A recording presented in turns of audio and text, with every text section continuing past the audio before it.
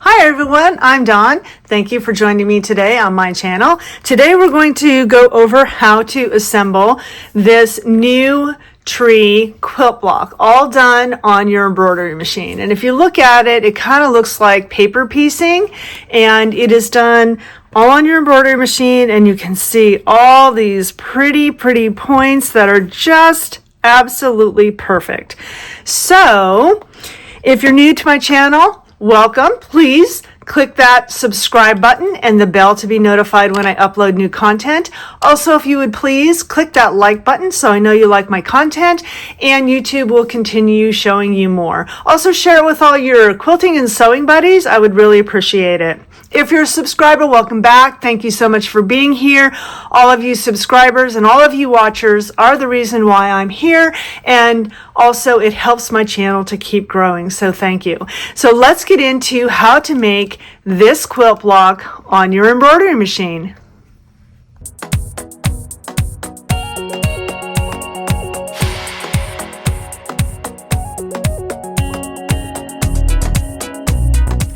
These blocks come in, the stitched file size is 4.5 inch, 5.5 inch, 6.5 inch, 7.5 inch, 8.5 inch, 9.5 inch, 10.5 inch, and 11.5 inch.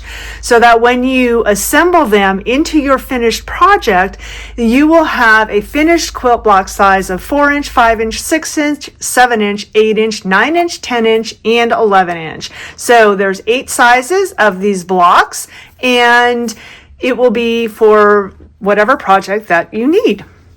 First, let's start with the supplies we are going to need.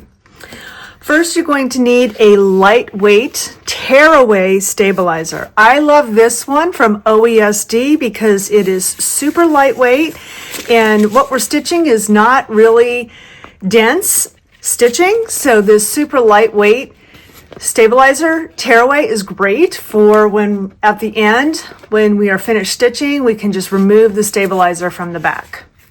So we will need that. You're going to need an assortment of cotton quilting fabric for your tree, your stump, and the sides.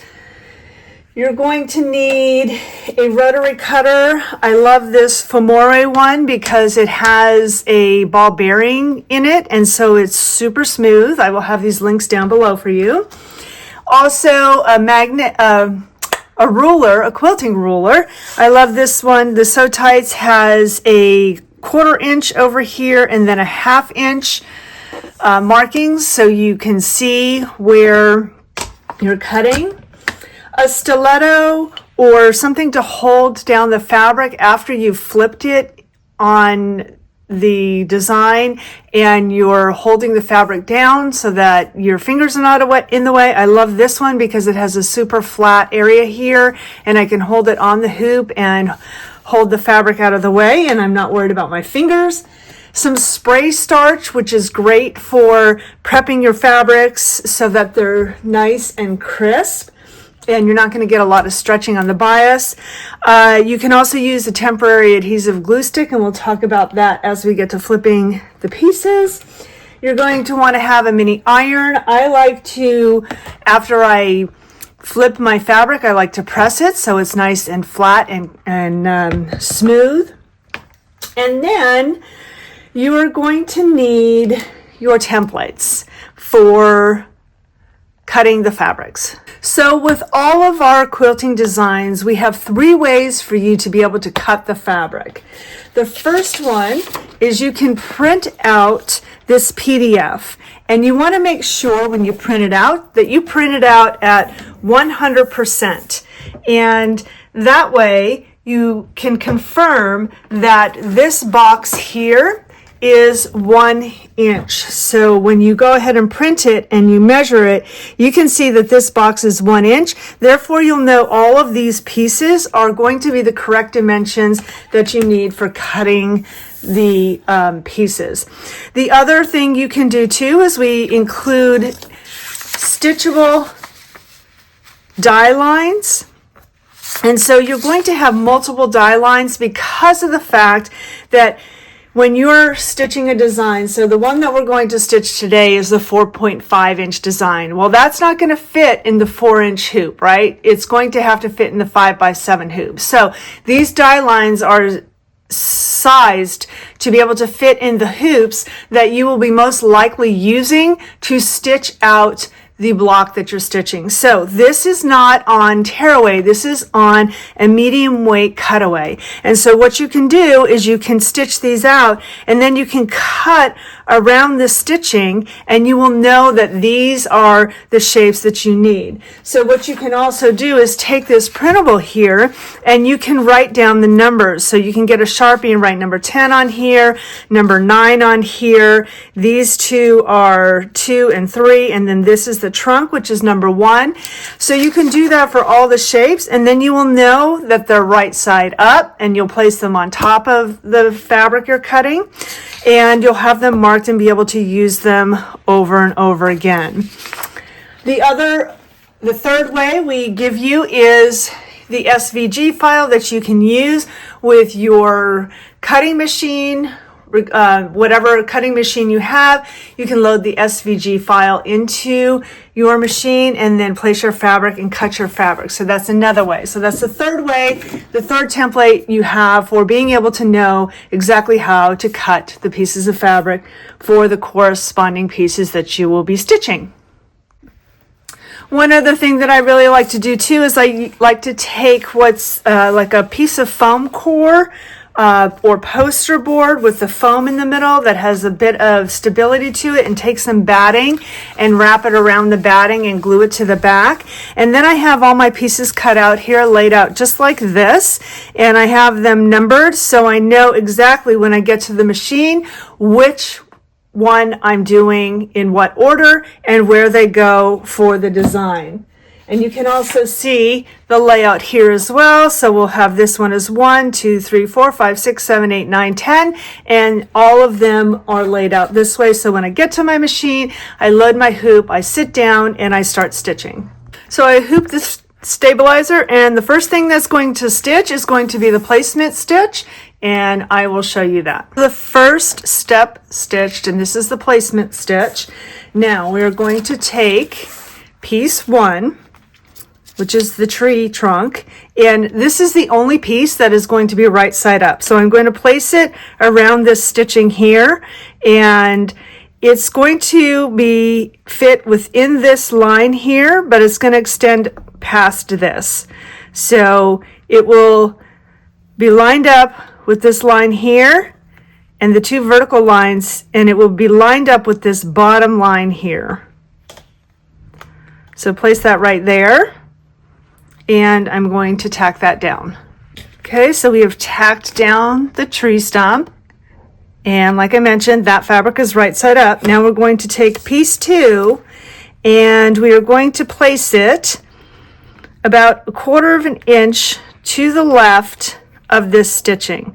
So we're going to line the top edge up with this edge here, place it on top of the tree trunk, extending about 1/4 of an inch to the left, and it is right side down.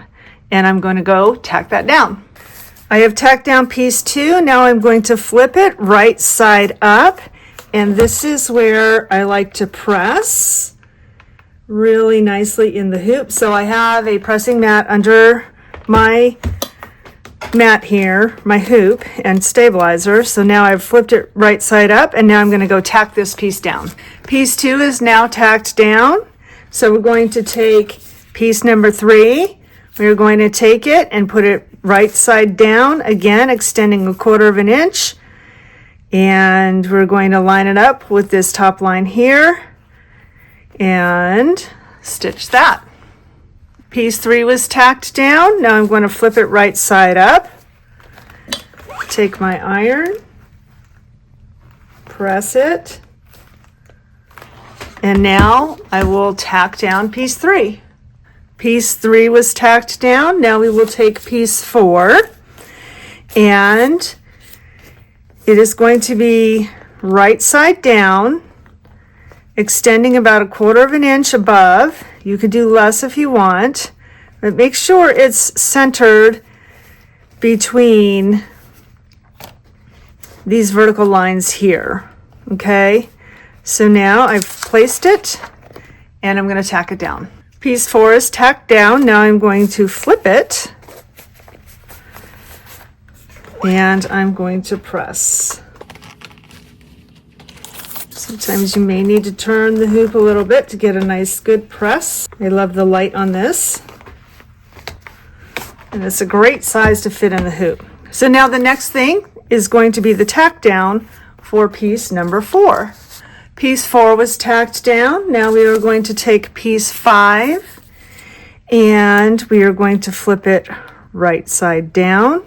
And for all of these pieces, we want to make sure all we're doing is having it extend over the stitching line about 1/4 of an inch or so, and making sure it's centered between the areas where we're placing it. So for the tree parts, it's going to be these diagonal lines here.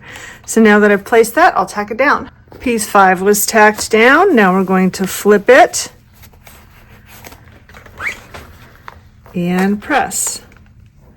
So one thing to be aware of is when you flip it, to make sure you have it in the right spot, the areas that are touching up against this tree on the diagonal line here, they need to be on those lines. So if this piece, when I flipped it, was a little bit to the right of it, this area here, the longer areas, then I would need to take it out and place it again. So this is your marker here to know if you've placed it in the correct spot. So now we'll tack down piece 5. Piece 5 is tacked down.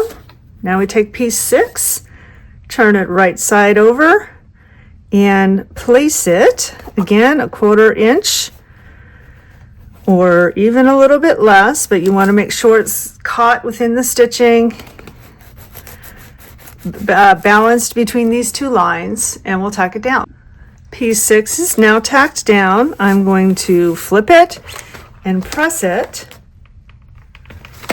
And now I'm going to talk about, I did mention that I was going to talk about this temporary adhesive glue stick. So with this, you can take it, and this is blue, but when it dries clear and it doesn't gum up your needle. This is specifically made for sewing and embroidery.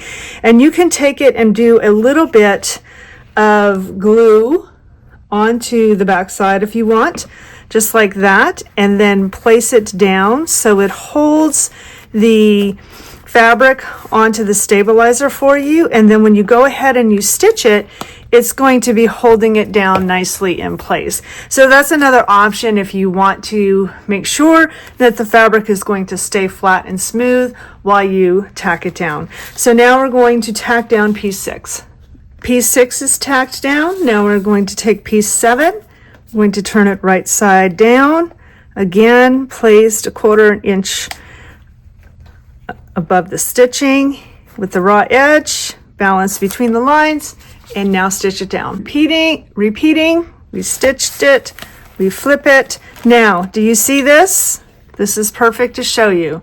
This piece was not placed correctly. I placed it a little bit too far to the right. So now I'm going to have to rip that out and restitch that, because when I stitch down the side pieces, this piece most likely will be not caught in the side stitching because this is the stitching here. So this was good to show you that that is not in the right spot. So I need to rip it out and redo it. Okay, so let's place this one again. So we're going to take it, and when it's right side up, we want to see exactly where it needs to be. So we need to make sure it's over this line a bit, right? We talked about that. And so now I'm just going to take it, move it up, and flip it over without shifting it anyway, okay? And so now we're going to stitch this piece down, piece 7. Okay, so for piece 7, it needs to be shifted a little bit further to the left than you actually think it needs to be. And if you can see, it's like this tip is just extending a little bit over the line here. And so that when I flip it up like this, now it's correct in this spot. So this piece isn't balanced between. So if the piece is not balanced between this, it's shifted a little bit more to the left. Now we'll stitch that down. All right, now we have the last piece of the tree, piece number 8, and right side up. And so looking at the diagonal lines here, right side up, and now we're going to flip it. So again, I'm going to take this one and I'm going to just have this corner overlapping just a little bit here, so that when I go ahead and flip it over like so, I am going to have it lined up here. All right, and now we'll stitch that down.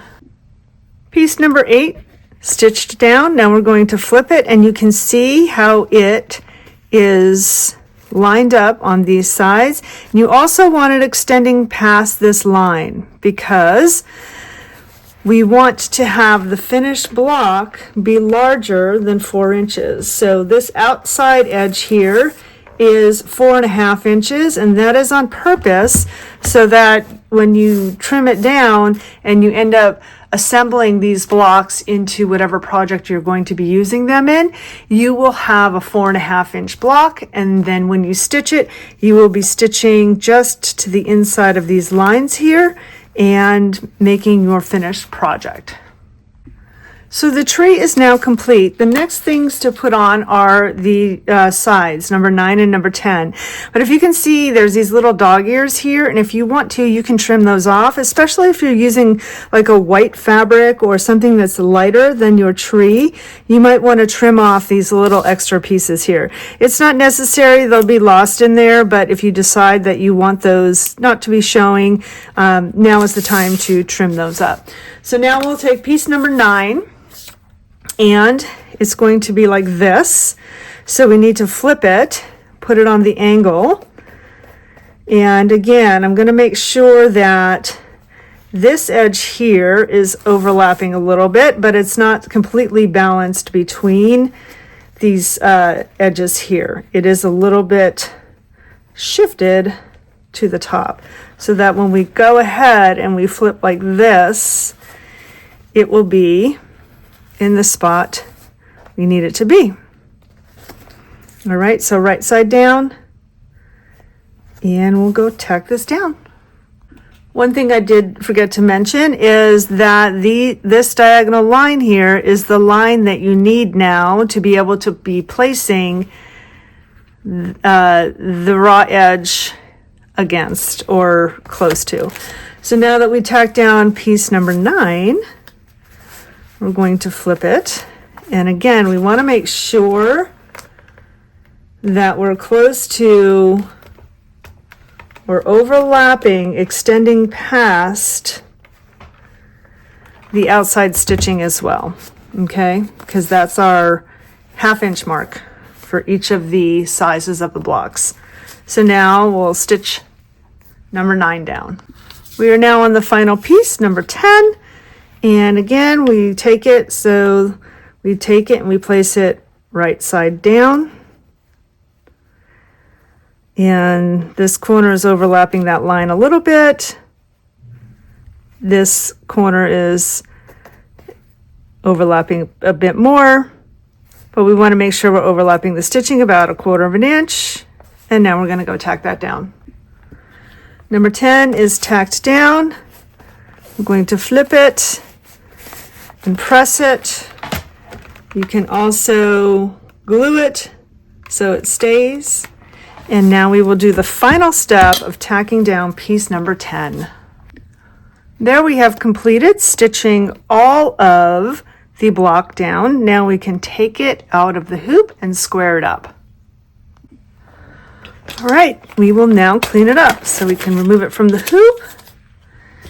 We can get our ruler and our rotary cutter here. And I like to leave the stabilizer in until I have assembled this into a project. So if I'm going to put this with sashing, or if I'm just going to put a backing on it to make it like a coaster, or something like that. I like to leave the stabilizer in till the very end when I'm finished assembling all the blocks that I've made, and then I'll remove all the stabilizer at once. And it's a great project to do when you're sitting around watching TV at night, just to sit there and rip out all that stabilizer. It's so gratifying. So anyway, here is the 4-inch block measurements. However, it's a little larger than 4 inches, so that when you're actually stitching, you will be stitching inside this line and catching that in your seam. So I just like to go ahead and clean it up. So these blocks can be assembled to whatever size you need them to be. So you can trim it up however you wish and whatever works for you. I personally just like to go around and clean up the edges of it, so you can see some of these dog ears here. Also, if you wanted to, you can take this line. So these seem a little bit longer on the top, and that depends on how far over the stitching line you placed the pieces, right? So now I'm just going to go ahead and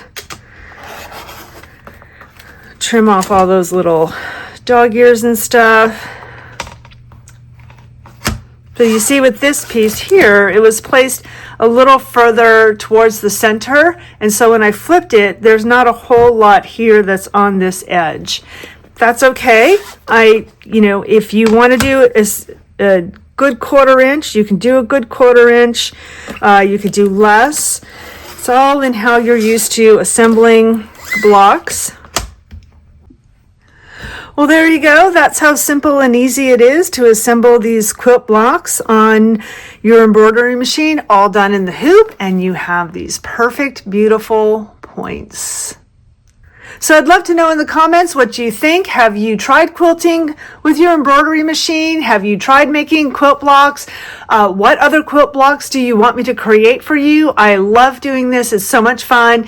And let me know in the comments if you can see yourself doing this. It's super easy to do if you wanted to try out quilting. If you haven't subscribed, please click that subscribe button and the bell next to it to be notified when I upload new content. Please give me a thumbs up. It really helps my channel to grow. And also when you comment, it really helps my channel as well.